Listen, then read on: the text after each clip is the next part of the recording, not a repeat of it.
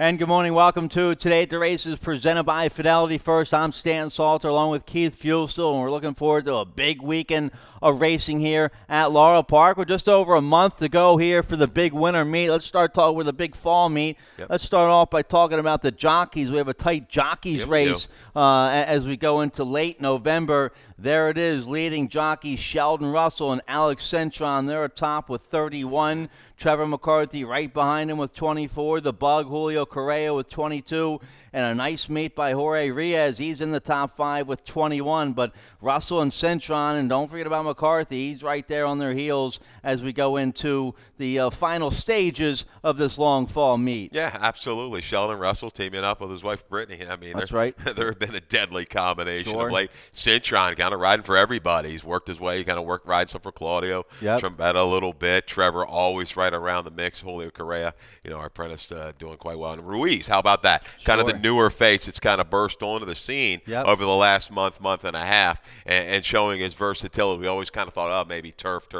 No, he can go either way here, turf or dirt. Ruiz riding well. So, yeah, good jockey colony. It's going to be an interesting run here till we get to the end of the meet. All right, so there's your leading jockeys, leading trainers. Claudio Gonzalez, he's running away with it right now. But still plenty of time to go here for this big fall meet. Big Stronach 5 tomorrow. It paid $11,000 last Friday. What's it going to pay tomorrow? There's the lineup. $100,000 guarantee and an industry-low 12% takeout.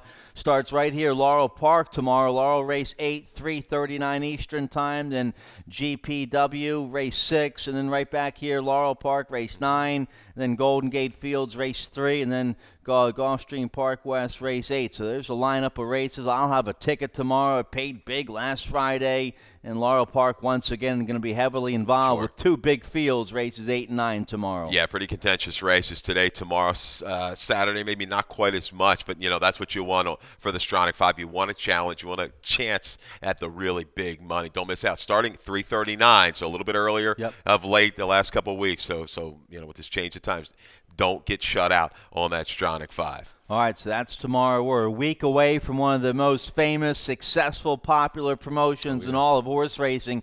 It's been going on for, I think, over 30 years now. The free pies on Thanksgiving Day. That's Thanksgiving next Thursday, right? Next Thursday. How about it? November 28th. Today's the 21st. Yep. Thanksgiving 1 week away. You come on out here. You get out here early. You get free donuts, coffee, cider, and hot chocolate. Yeah. That's free. And then you hang around. You buy a program. And then you get a free pie, your choice of an apple or pumpkin pie. They're made right across the street at the Amish market. We also have the big Thanksgiving Day buffet. Early first race post time, 11:25. I'm looking forward to it. We get a pie on the way out of here. Absolutely. I've had many of those and I have gotten through a whole pie on the way, from here to where I was going for Thanksgiving dinner. Kind of ruins the dinner a little bit. Why not start with the dessert?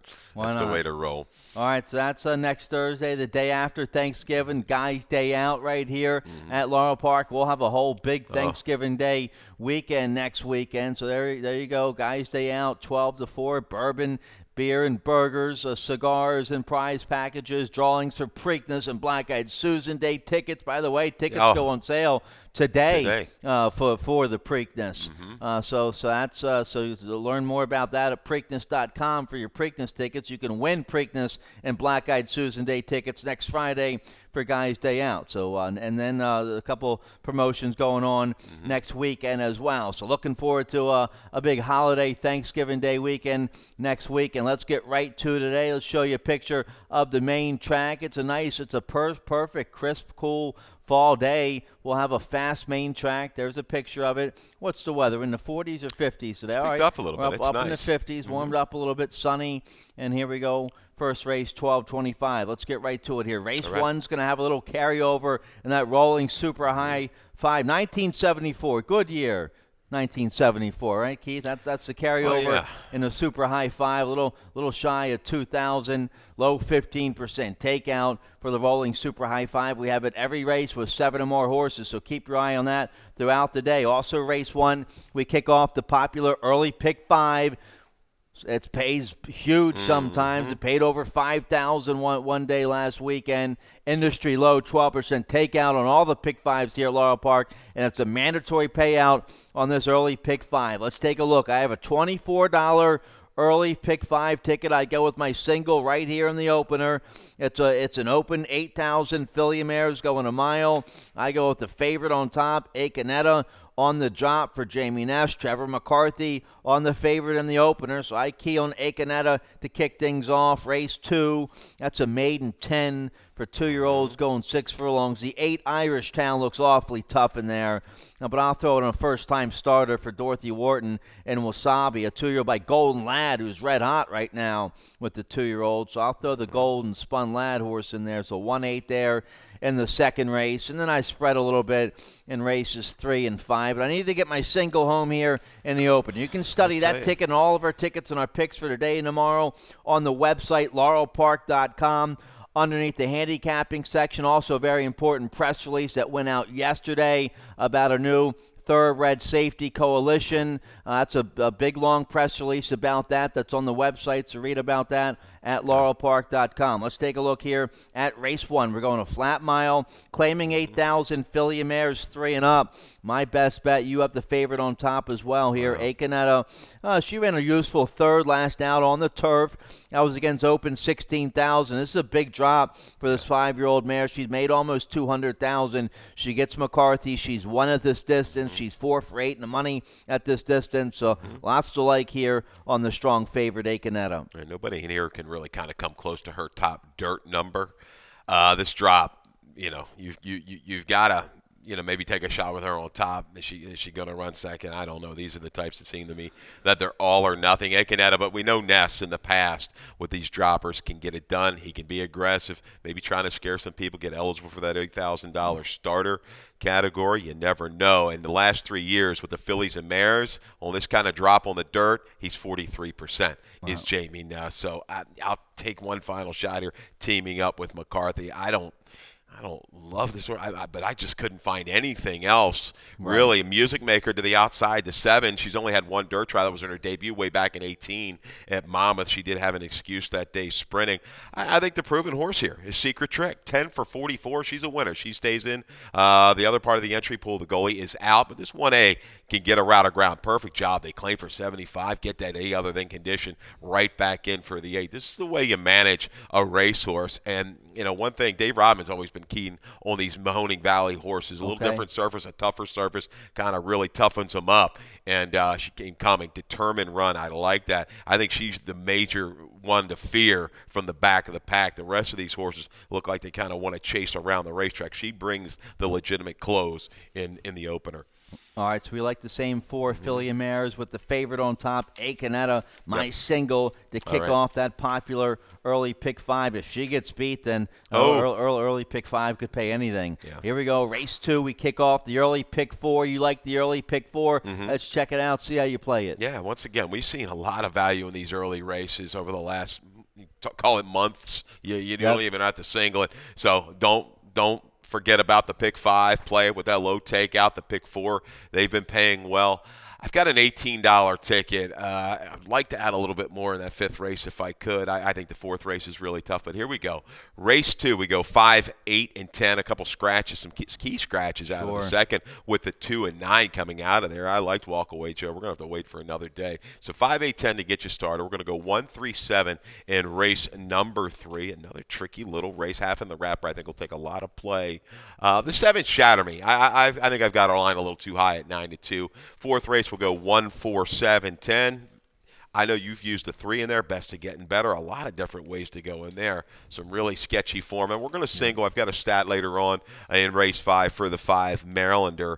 But there's a couple other horses in there that have a chance. But we've got to trim it somewhere. We're going to do it at the end. Hopefully we can be alive to race number 5 for that single. All right, yeah, I have Marylander on top in race 5. Let's take a look here at the second. We're going 6 furlongs, maiden claiming 10,000 for 2-year-olds, and as you mentioned, a couple big scratches in here. The 2 Delpo, who is 3-1 morning line, 2 is scratched. The 9 Walk Away Joe, who is 9-2 morning line, is scratched. I like them both. I used them both. So they're out. The 8 Irish Town is going to be a heavy favorite, 8-5 morning line.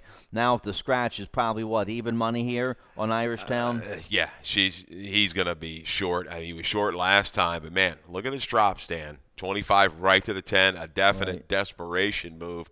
Should have got it done last time. He was on the best part of the racetrack. Wicked son, Salzman, right to the front that day and got it done right at a big price.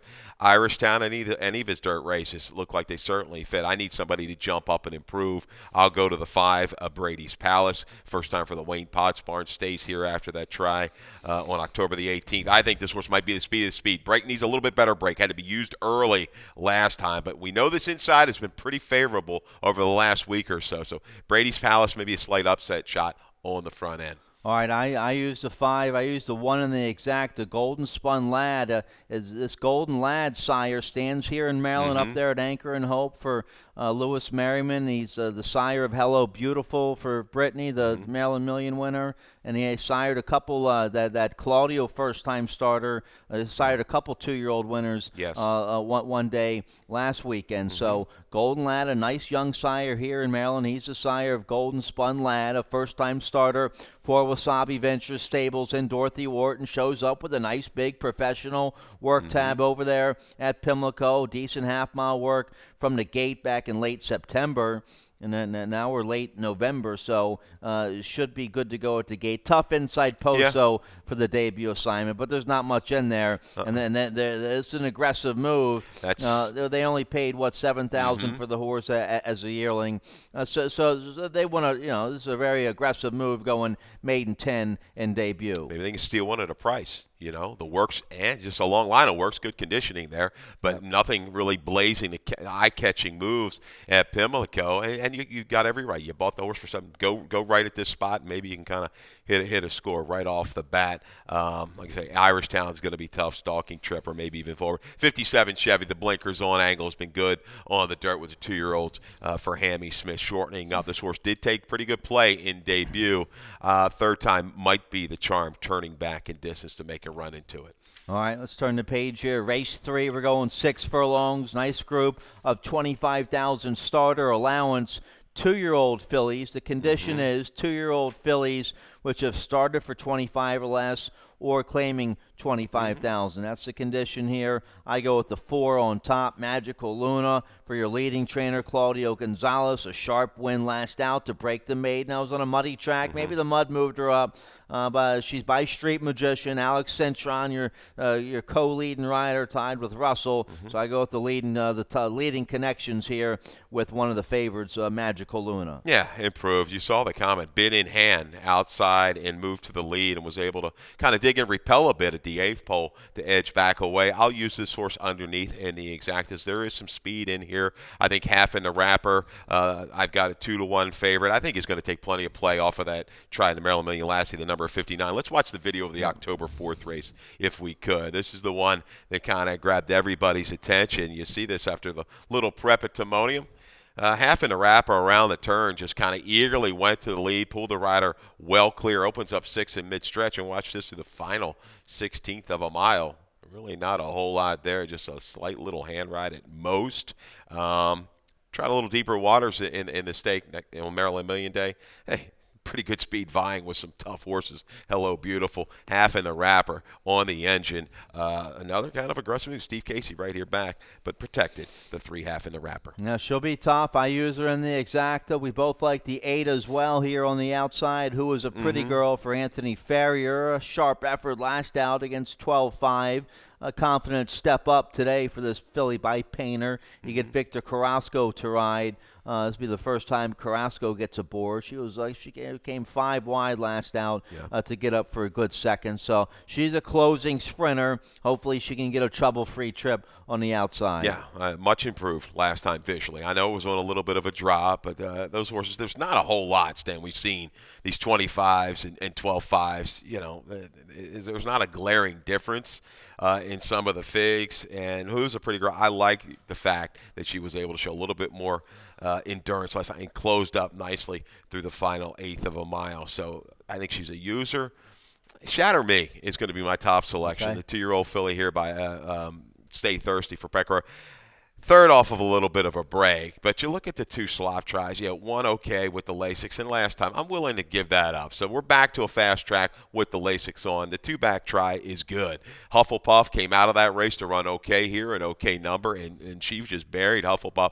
That was another Pecoraro runner. I think she can sit just outside the speeds, make a move into it, and keep going. Lady George, I'll try her again in the exactas as well for Carla Morgan. She was just a terrible actor behind the gate last time, Stan. Okay. And she did make a pretty good middle move, but the maiden break and try was really good. We showed that as a video spotlight. Remember that last time, that race at Pimlico, where she beat Naughty Thoughts, kind of a key filly at this level. So Lady George, one more shot. I like the fact Boyce does stay, correct on her? Yes. And we're going to give her one more shot to make a move from just off of it. Yeah, she beat Hello Beautiful in that maiden score. Needs to behave, Stan. She needs to behave. Okay. All right, she's had a sharp work up there at Fair Hill since that last race, so you hope they maybe did some gate work up there. Yeah, let's hope. At Fair Hill. All right, let's turn the page here. Race 4, a lot of action here in the 4th. We start the middle pick 4. We also start the 20-cent Rainbow pick 6 in race 4. Little carryover, $1,127. Tim Tulloch, he has a ticket for today's Rainbow Pick 6. Let's check it out and see how he plays it. $57.60 play, and there's his ticket. Race 4, he goes 3, 10, 11. And let's see, the starter in the feature today, it's going to be race 5. It's one of our starter allowance features. He uses the 1, Mahdi, and the 6 in there. Okay. It got Grandma. He doesn't use the 5 Marylander. We both like the 5 Marylander in race 5. Well, let's take a look here at the 4th race. You can study his tickets some more and all of our tickets and picks for today online, laurelpark.com. Underneath the handicapping section, here we go.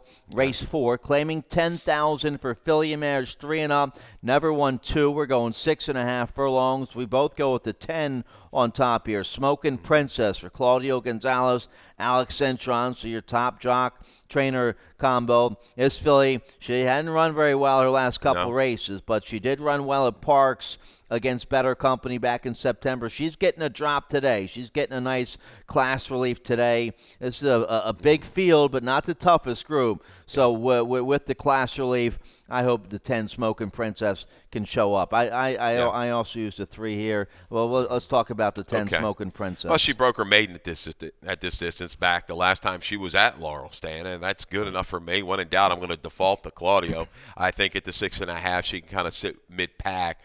They're going to have to be after her mid-turn. She doesn't have really a whole lot of early speed. Can she make a steady progression and get up in time? But I'm going to play the percentages here. Holiday Hopes is another one. Little drop here.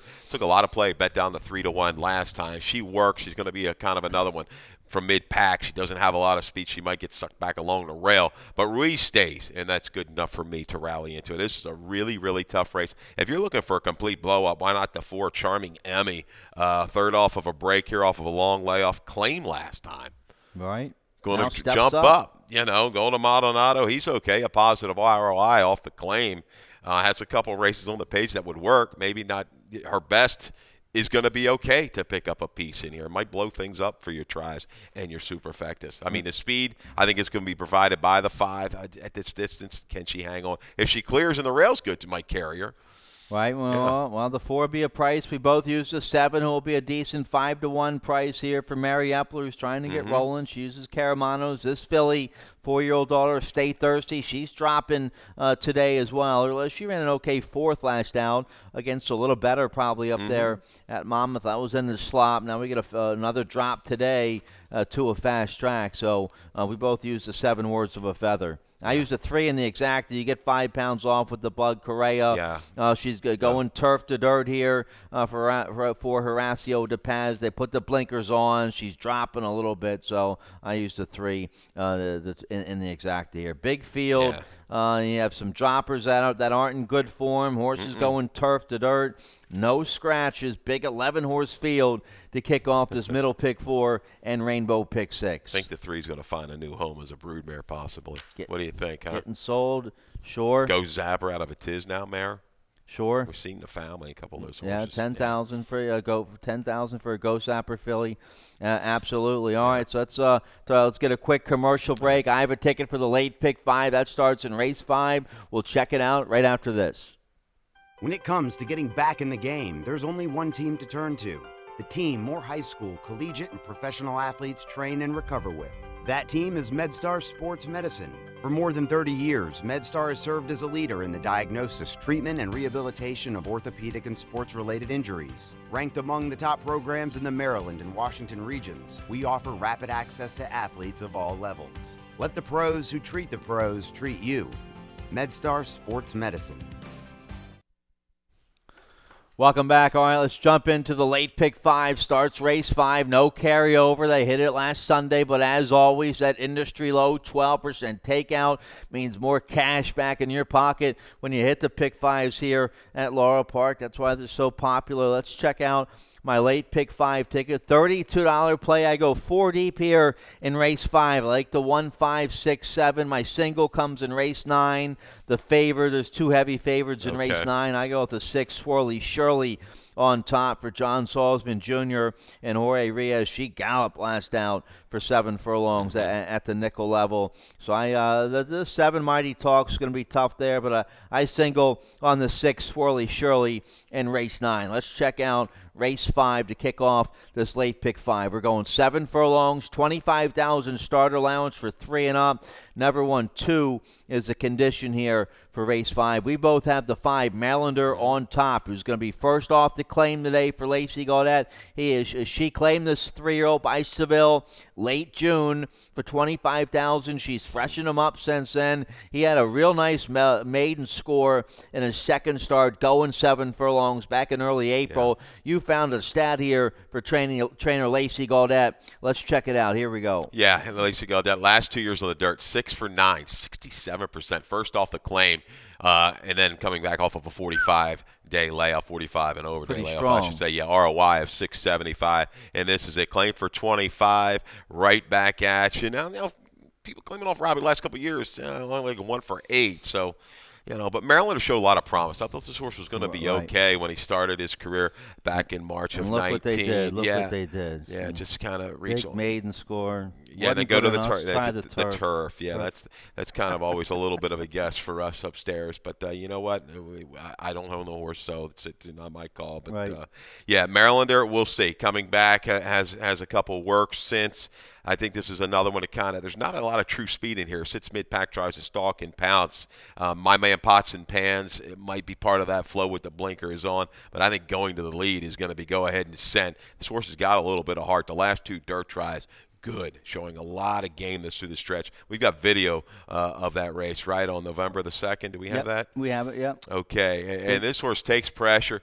Baptize the Boy is going to go ahead and duel with going to the lead. Now, we saw Baptize the Boy drop, right? Was it out of this race, I believe, and win the other day stand for Claudio at a short price, shortened up in distance. But this horse is just outside and vying for command, and a host of rivals come up and try to challenge into the stretch. Going the lead is going to be able to shake clear. Look at this one, getting set down by Wisman, and man, holds pretty well. Just couldn't quite hold off, can't pass it up. A long shot winner that afternoon.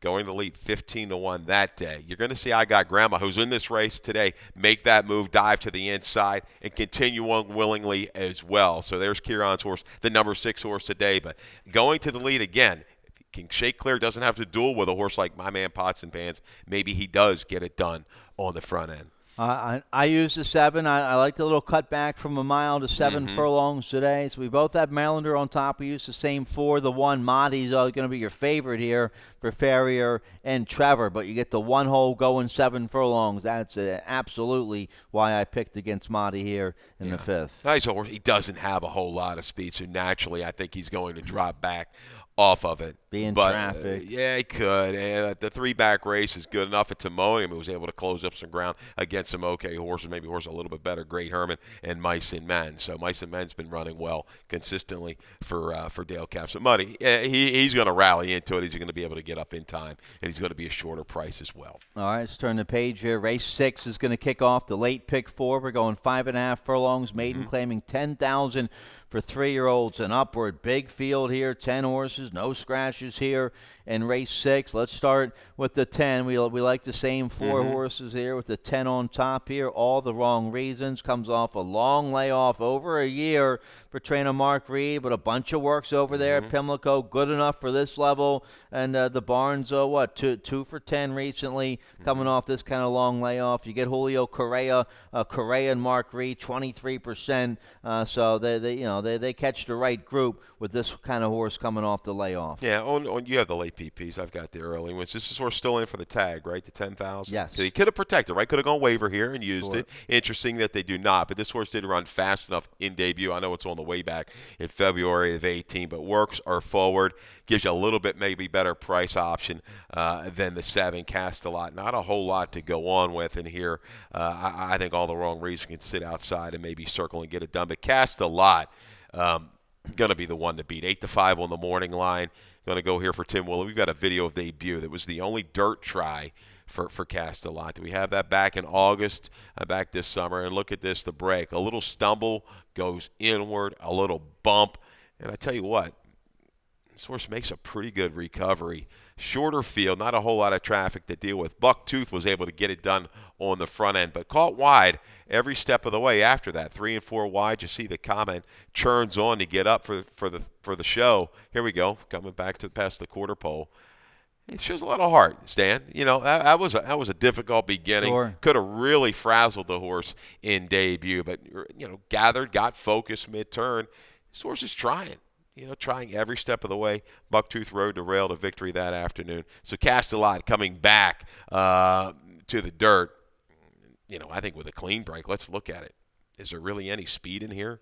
This horse showed the turn of foot there. Showed the turn of foot on the turf.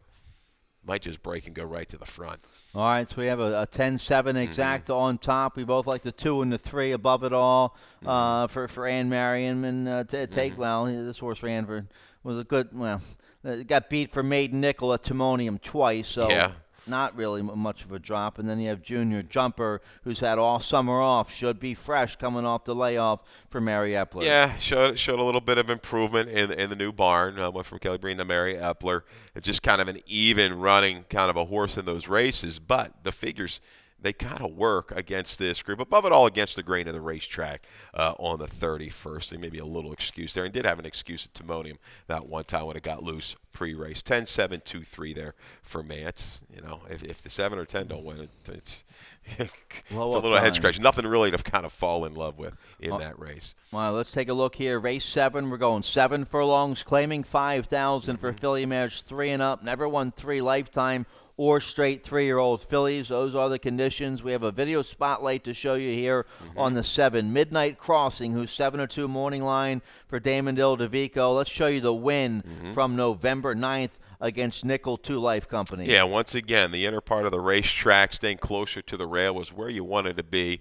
Was still up against it, did not have the crossing the valley. You got to think, had the better part of the racetrack, fought, head and head around the turn. He's able to kind of gain a short lead here in mid-stretch and prevail. A gritty effort. They're a couple lengths clear of Weekend Flyer, but speed those days, it was carrying. But look at the 7's finish time compared to the 6 on the same day. Interesting that the buyers are the same. Clearly faster, full second faster. I'm going to give an edge to Midnight Crossing. Use her into the mix. She's going to have to chase and maybe stalk Flirtation Walk, who might be a little bit quicker early. So I think Midnight Crossing back with Damon can kind of stalk and make a move into it. But you got Lady Kim here, aggressive move right back to the nickel for Jerry Robb, second off the claim.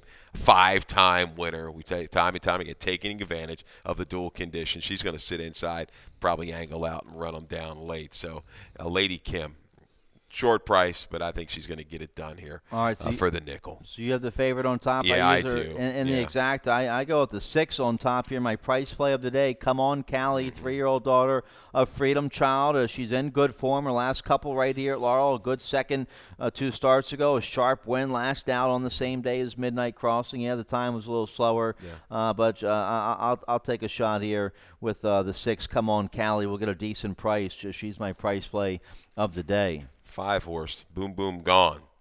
We don't know where the race came from at Timonium, right? Right. But it came from somewhere. Maybe if she can unearth that one again, she could be in the mix. You just didn't fire at all. The 2 subsequent tries off the ease comment. Boom Boom Gone. That's a Rodman special.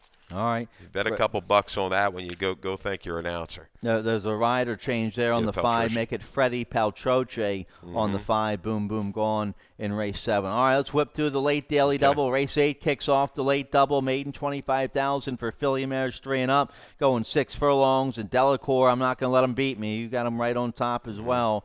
The 2, Albilify by Super Saver for Arnaud Delacour. It's been working well up there at Fairhill. A bullet work, half-mile work from the gate November 5th. We get Trevor McCarthy. I'm not going to let Delacour knock me out here in race 8. I put him right on top. Yeah, in for the tag. Listen, a little worried about that, but he's got tons of horses. They can kind of run them where they want. Mare was unraced. 2 of the 3 foals, though, are winners. And here's a stat that kind of caught my eye this morning, last-minute stat. 3-year-old fillies, first-time starters on the dirt, right? This is what we got here. How about 8 for 16 is Delacour with an ROI of 266. So he wins 50% of the time. I'm going to go ahead and throw her on top. How about Bullett's Lady, coming off a little bit of a layoff here from September of 19, okay? Tried the turf in debut. Well, okay, flashed a little speed backed up. Didn't really get a lot of play. Source is a half to Bullett's child. Pretty quick. Got the little staggers a little bit late in some of those races. Maybe 6 furlongs is pushing it. Damon here with the right kind of move, right back to the dirt. I think this horse is going to set sail from the outside. Oh, yeah, showed speed on the turf in debut. It's been freshened up since then. The 9's going to be one of the favorites. Don't Baggage Check was the favorite in debut for maiden 40. Was steady there at the half-mile pole, then was wide, finished 4th. Only got beat 3 3/4. Now a drop to the maiden 25. Should get a trouble-free trip on the outside with one of the leading riders, Alex Cintron. Certainly. I'll throw that horse in the mix. I think Zig is going to be part of the pace flow. Another first, Amy Hall hasn't really run a lot of winners down here, of late. But Breedings is kind of the tri-taps we do know win at a pretty good clip. In the bottom side, Great Notion you see there, who's another one who was about 20% with the first-time starter. So this horse could be early. And look at that sneaky little stat, 435 ROI from a smaller sample for the first-time starters. Maybe you want to toss that one into the mix. But, let's try the first Abilify for Delacour. All right, let's take a look here. Race 9, we're going 7 furlongs, claiming 5,000. Filly mares 3 and up. Never won 3 or straight 3-year-old fillies. The 6 we both have on top. Let's start there. Swirly Shirley 7-5. The 7 Mighty Talks 9-5. But Swirly Shirley, a 5-time winner here at Laurel Park, loves this 7 furlong distance. Galloped 2 starts ago, won by 11 for the nickel 3 life. This is a 3-year-old filly who's won 5 times, taking advantage of the dual condition, going against older who haven't won 3, just like the 7 Mighty Talk. But Mighty Talk's a 3-time winner. Swirly Shirley, a 5-time winner. Salzman Jr. has a whole card to this filly. She does well in his barn, and you get Jorge Riaz back aboard. Yeah, once again, the two morning line favorites, they are going to be awfully short, both of them. I wouldn't be surprised. I guess Mighty Talk, they could end up almost identical odds. You got a 3-time winner in Mighty Talk, a 5-time winner in Swirly Shirley with this dual condition. Swirly Shirley looked awfully good. Broke a little slow. I want to see her break a little bit better than what she did 2 back, because Mighty Talk's got positional speed. We've got a video of her last race, right, where she kind of showed once again she has the ability to close into it. Didn't get away that greatly in the bigger field, but she's caught wide, ends up 6 wide at the top of the stretch. Does Mighty Talk, and turned on okay. November the 10th, inside was pretty good. Angles out here and gets called very wide. So take that into consideration. I think, she's going to be just tracking Swirly Shirley, try to engage around the turn. These two might just kind of run away and hide. Towson may be a factor, and Fancy outflanker from the back of the pack. But these are going to be awfully short prices. I can see both of them under 2-1. All right, so good video there of the 7 Mighty Talk. I go 6, 7, 2, 3 here in race 9. You have the 6. Okay, we both like the same 4 filly and mares there in race 9. Beautiful fall day for live horse racing today here at Laurel Park as we kick off another 4-day race weekend. Some great race action, some good food in the food court. Get a table and garden terrace for tips. Dave Rodman coming up next with today's scratches and changes. Good luck. Good luck.